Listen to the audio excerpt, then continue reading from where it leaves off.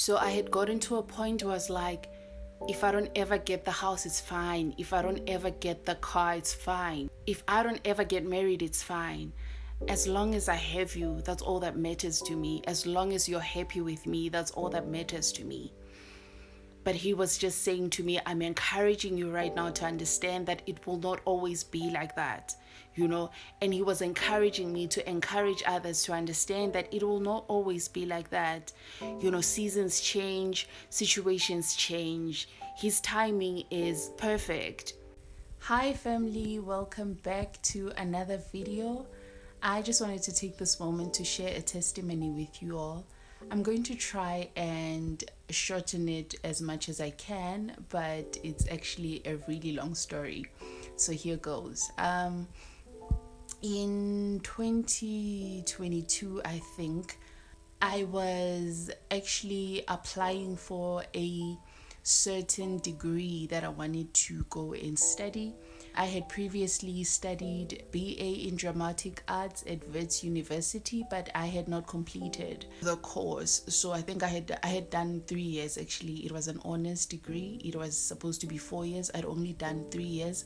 I had tried everything. I tried going back. I reapplied. I did this and that. They wouldn't take me back and all of that stuff. So now this one that I wanted to do was one that I really, really desired. Like I had this desire to do that course. Like I really, really felt led to do it. Like I felt like this was my calling. This was like the one that I should have done from the beginning. So I applied. I think I applied to about 4 or 5 institutions and they all rejected me. I went back and forth with this other one. It looked promising, but they just at the end of the day said, no, we regrettably are unable to accept you and all of that stuff. We wish you all the best. And yeah, that was the end. So I kind of gave up as well because I felt like I had tried, man. I had tried, like it was getting to a point where I was so disappointed, So in 2022, I think I actually mentioned in one of the videos that I made when I started the channel, I mentioned that there was a time when my pastor came and he just encouraged me. I was just at a place where I needed encouragement because it looked like I had given up. So he was encouraging me, and he's the one person that had always told me that I should do that course. Like he was like, I just have this feeling that you should do that. And he tried everything. He would come across something and he would literally, he would be at the door, just, okay, I found something, apply for this one, try this one, do this one. And I'm so grateful to God that I have someone like him in my life who, when I had given up, he would still just see the best in me and encourage me. I digress. Let me go back. So 2022, he came and he gave me that word. So he would come and say, listen, apply, look for other institutions, apply for the ones online, just don't give up, try something, try this, try that. And I promise you, I tried. When they would say there's a bursary, there's a scholarship, I would go and I would apply. When they would say there's this, there's that, I would go. Like I tried everything. And then it got to a point where I was like, let me just forget about it. And then I got a job and I started working. But last year, 2024, towards the end of the year, I really felt like, okay, I really need to do this. There was a time when we attended an online service, and this other lady, it was a husband and wife, they were preaching online. We were attending this revival and they just mentioned my name and they said, listen, you need to apply, you need to get into education. And let me just say, yeah, it's education. You need to get into education, apply, and also apply for bursaries. God is going to help you. And that for me was like, wow, these people don't know me. This is online. They can't even see my face. It was just like a Facebook live service type of thing. So that was encouraging for me. I was like, oh, okay, so I really need to revisit this. And then we went and we had another service somewhere else, and then this lady just came to me and said, God says education, go into education. And I wept. I was like, okay, that's another confirmation. And then after that, I think about 5 or 6 people came to me and said the same thing, and I was like, okay, Lord, I get it, I hear you, and that was so encouraging to me. It wasn't just a desire that I had, it was something that God was leading me to doing. So finally I gathered the courage towards the end of the year. Actually, it was in November, the beginning of November. I applied to this institution, and that institution is actually very expensive, but that's the one that I felt I should apply to. I applied to it and then I just let it go. But on the 15th of November, the day before my birthday, I got an email saying, congratulations, you have been accepted. And I was so excited about it. But then came the time for me to register, which was about a week or two after that. And I didn't have the money to register. And that's when I started getting discouraged. I was like, yo, what was I thinking? I don't even have money to register. Come December, January, there's this lady that's calling me. She's like, listen, are you still interested? You need to register because we're really nearing the end of registration for 2025 for this cycle. And I ended up saying to her, you know what, I really, really wanted to do this. I was excited about it. I thought it was an answer to my prayer, but it looks like I won't be able to do it because I really cannot afford right now to pay registration and to also fund my own studies, because I applied for bursaries. I tried, but I'm not getting anything. I can't even get past the application process. It's just not happening. I don't know why. And I said, okay, let's just forget about it. It's fine. And then she called me again. And in February, she called me again. She's like, listen, are you still interested? I'm like, dude, listen, I said I am interested, but I don't have money. There's nothing that I can do. There's absolutely nothing that I can do, And I remember this one day she called me again. She wouldn't let up. This woman really wouldn't let up. She calls me again in February and she says, are you still interested? And I said, yes, I am still interested, but I don't have money. And then she says to me, can you please send me your documents? Thinking, for what?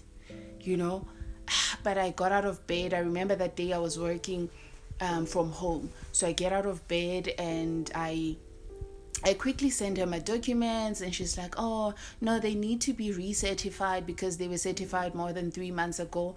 So now I had to go to the police station and recertify and everything. It was just a whole process, but I did it. I don't know why I felt I should do it. So I did that, sent the documents. I think a week or two later she calls me again. She's like, oh, are you still interested? I said yes. And she says, please send me those documents again. And this time I was really getting fed up with her.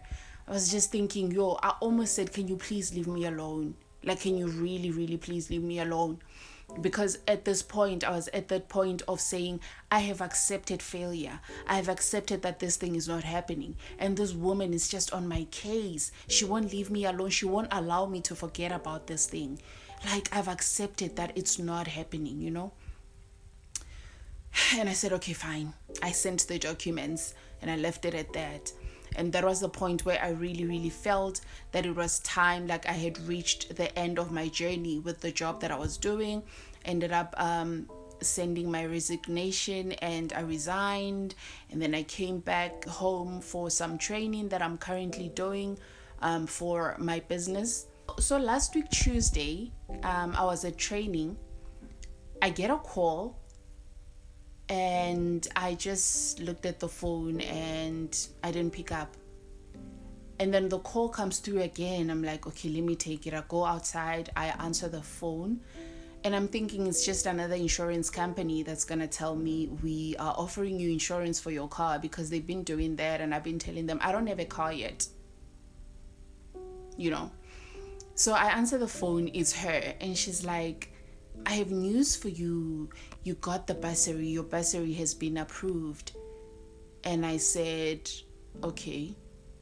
And she said, yeah, so it's good news, Your bursary has been approved. You can study with us. And I said, okay. So if I understand correctly, you're telling me that I have been approved for a bursary that will pay for registration and tuition for my studies for this year. And she says yes. And I say to her, okay, thank you, bye. And I hang up the phone. My attitude was horrible now that I think of it. What I just did now, that's exactly how I responded to her. No excitement, nothing. Went back to training, finished my training, went back home, and I was just numb. Went to my room, and I think I had dinner that day and I slept. No, before I slept, actually, let me go back. I called my mom, I told her the news, and she was excited. She was so excited. And I'm like, no.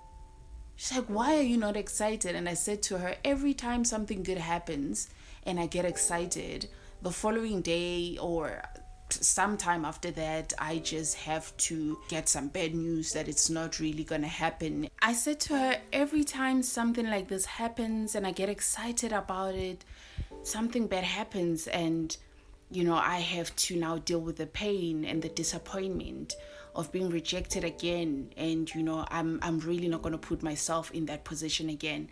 And she said to me, no, not this time, and she encouraged me. And I said to her, okay, it's fine, I'll check the emails tomorrow and see what they say, because they said I must look out for an email. And I slept. The following day, first thing in the morning, I checked my emails, and I did receive an email saying congratulations, I have now like a student number and login details and everything. And that's when I thought, wow, this is really happening, and it took a few days for it to really sink in. I decided I'm not going to tell anyone about it. I didn't even call my mom back to say to her, yeah, it's confirmed, I just left it at that. And even for those 2 days, I was a bit still numb, and now that I think about it, when you've been praying for something for many, many years, whether that thing was promised to you by God or it's just a desire that you've had for a really long time, there comes a time when you really feel like you just want to give up on it because it's not happening. You've prayed, you've done everything that you thought was necessary, or you've done everything that you knew was necessary for that thing to happen, but it's just not happening. So I was at that point in my life, but I remember coming back from training one day, and I was talking to my sister-in-law, and I told her, and when I told her, I had goosebumps. As I continued telling her the story, I had goosebumps. That's when it sank in. That's when I felt it. I was like, this is really happening. And I'm thinking about it. I'm thinking, this is happening after 2 breakthroughs that I actually received at the beginning of this year. The first one being how God moved me from where I was staying before to where I'm staying now. Like, the difference is like, wow, that's something that I need to share as well. God just supernaturally moved me from where I was staying before to where I'm staying now, and it's just amazing. And also the training that I'm doing now, I actually received a bursary for it, and it's just been breakthrough after breakthrough this year. So God was just saying to me, listen, you've cried enough. You've cried enough. You have been disappointed enough. You have been rejected enough. You have suffered enough. And he was just encouraging me to say, it's not like I wasn't seeing you. It's not like I wasn't with you. I was with you when you were going through all of that. And the reason I am sharing this testimony is because there's a lot of people that are in the same situation. I remember someone telling me, I think it was my sister telling me, she was talking to someone else and they were talking about God, and she says this person said, I don't even pray anymore. Like, I don't even bother anymore. And most people are in that situation at the moment where they've given up. They feel like, no, I've prayed enough. I've believed enough, and I've been disappointed enough. It's really a thing. It's really a situation that most people are in. in this hour, at this moment.